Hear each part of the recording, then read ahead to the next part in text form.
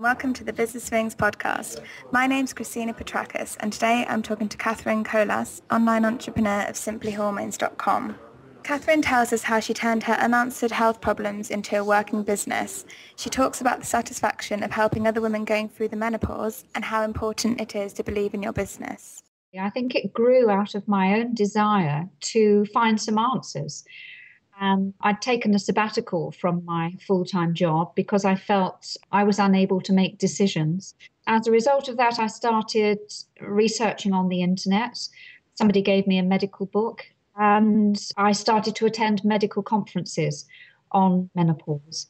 And as a result of that, with all the information that I had gathered, and I then realized that there were, crikey, about 11 million other women going through the same thing, I thought, well, they're feeling the same as me. So how can I get some information out to them? And I just thought of the website. It seemed the obvious choice at the time. And I was impressed to see so many different sections you cover on your website. Do you do all that research independently? Yes, I did, because what I found was that when you look at medical websites, they're not joining up the dots. So you might be diagnosed with something that's considered gynecological, for instance, and so you go and see the consultant and he deals with that particular area. But so many women are slipping under the net because they've got something that doesn't really have a diagnosis. It's just a variety of different symptoms that are causing them some distress, and there's no particular answer to help them get over that. So in most cases, the doctor just says, well, I'm sorry, dear, it's your age. There's nothing we can do about it. But there is, and it needs to be put together for women to understand more, to help themselves. And how did you fund starting the business? Well, I was still being paid a salary from my original job. Otherwise, no, it wouldn't have put any bread and butter on my table, I'm afraid. 4 years later, it's really just starting to take off. It's been very difficult because I'm not medically qualified. It's been difficult to get into health service.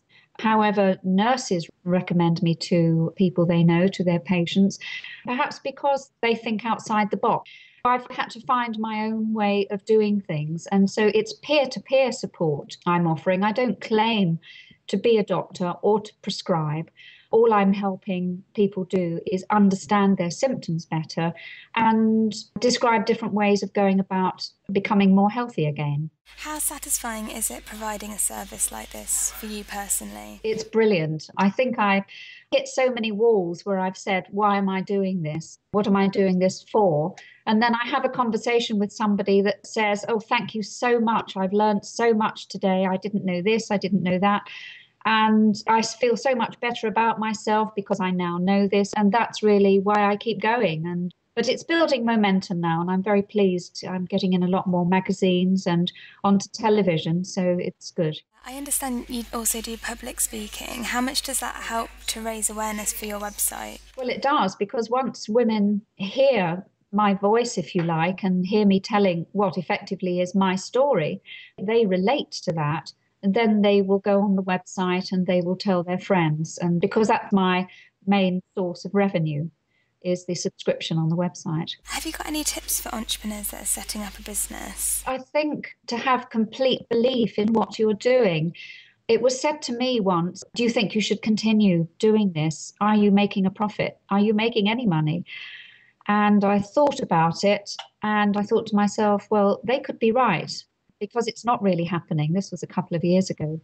And then I had one of these conversations with somebody who said, thank you for the information. And I thought, yes, it is right what I'm doing.